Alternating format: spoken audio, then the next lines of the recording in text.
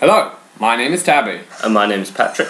And welcome back to Ratchet and Clank. This is part 14. In the last part, we were supposed to make the joke that we were recording this on part 13, and it was we were recording it on Friday the 13th, and it was part 13. But we forgot, because we're stupid. Yes. And by me, I mean you, Patrick. Yeah. So this planet is sort of like in the middle of a war zone. Yes. Which is cool. One thing I noticed in our Ratchet and Clank 1 commentary is that I kept on saying, oh, I love this game, but everything else in the series was done better. I don't agree with that. I changed my mind. Well, no, I don't change my mind. I just didn't say it correctly. I felt like I was giving the game a bad rep. This game isn't my favourite in the series, but it's not my least favourite. And then while I was wondering, I was trying to think of all the things that I like about this game, and then I realised that all the things I like about this game is present in all the other Ratchet games.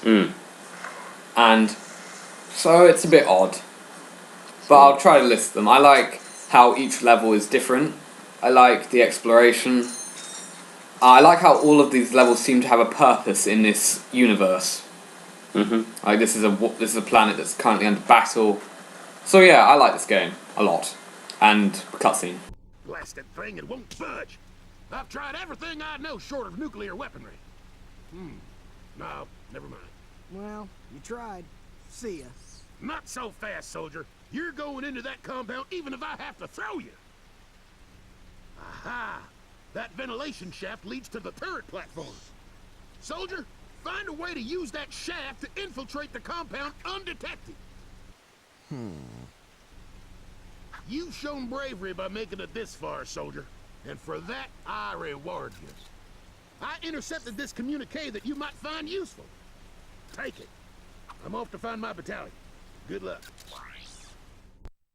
Hello once again, fellow blog. I hope this message finds you well. As many of you know, our home planet is no longer habitable. We've abandoned our factories, our laboratories, and our happy lives because of the encroaching pollution, leaving much behind. Fortunately, the nearby planets will supply us with all we need to create our new home, which is nearing completion. Once our scientists locate the ideal orbit, our new world will be perfect. So reserve your space now. Prime locations are filling up fast. Good day. Now do you understand why we must stop him? He won't rest until he has destroyed every planet in the galaxy. Yeah? Well, I got bigger fish to fry. Bigger than the galaxy? Well, different fish anyway. Look, didn't that commando guy say we could get into that compound? Yes, by using the ventilation shaft. But we will need something special to walk on that. Fine, let's get going then. We'll come back later.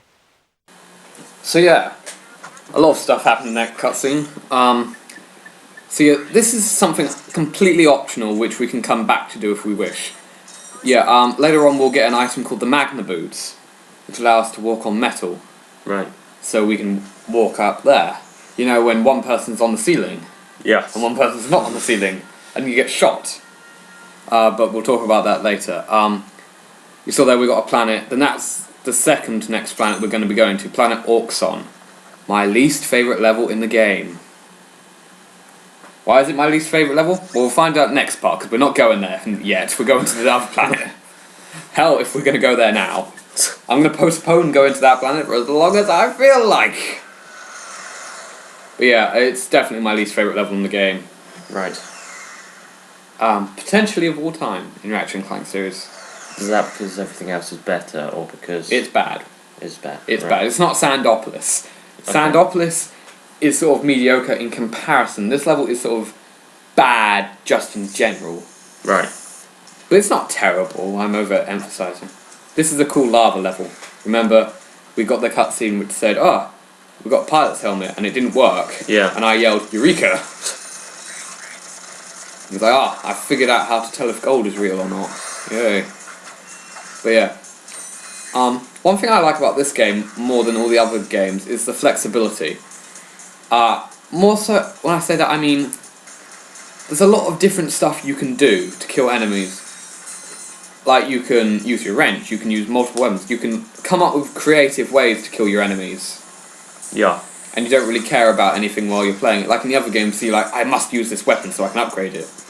Like in this game, you can really mix about, and I like that. Yeah. I suppose I'll talk about the HD trilogy. Because while it's definitely... The Ratchet and Clank HD trilogy definitely looks a hell of a lot better than the original. Which it should. Yeah. Obviously. But it's not perfect. There are a few things I would have liked to have seen done a bit better.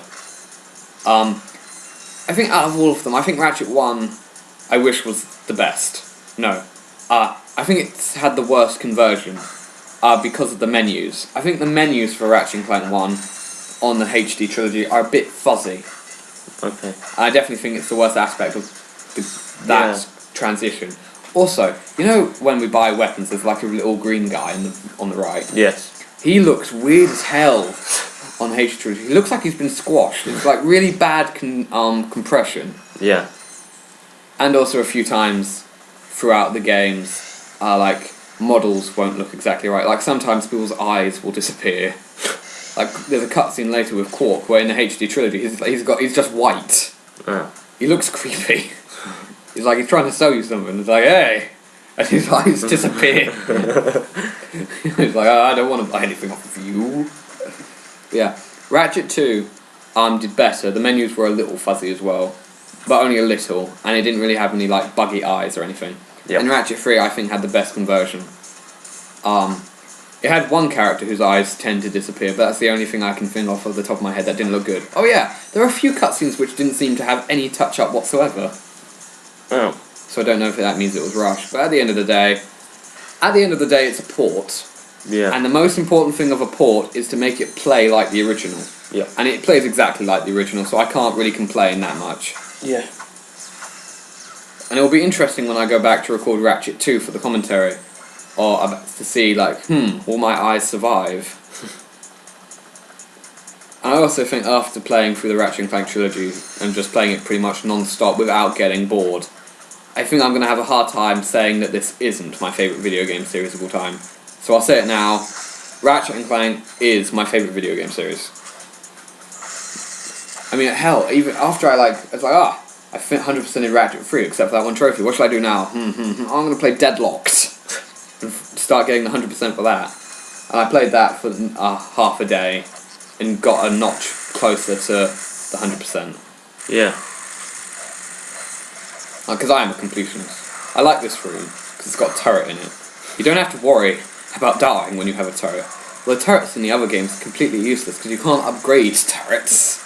And with the other games, you have to upgrade your weapons. Yes. Yeah. That's another thing I like about this game.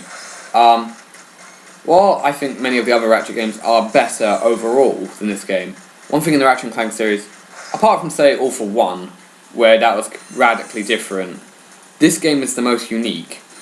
Because from pretty much Ratchet 2 onwards, all of the Ratchet and Clank games kind of feel the same. That's not a bad thing though, like I say, ain't broke, don't fix, as long as each game has something original to it. Yeah. But with this game, it doesn't really have... It stands out. Yes. So even though it may not be as good as some of the other games, it definitely has more of a reason to play it because it's less repetitive that way. Yeah. Oh my god, bombs. Those bombs pissed me off the first time I played this game. This game was so hard the first time I played it. And I watched reviews of this game, and people say this is the easiest in a trilogy.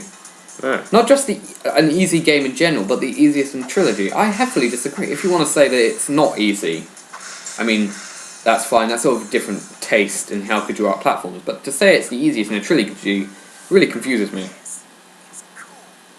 Oh no. And we've got the pilot's helmet. And we're taking it off his head because he looks ridiculous. That allows us to do dogfighting. Alright. But the dogfighting isn't very good in this game, so... But yeah, that's the end of the part, Patrick. Yeah. What do you think's down that big hole? Some sort of hidden thingy. Correct.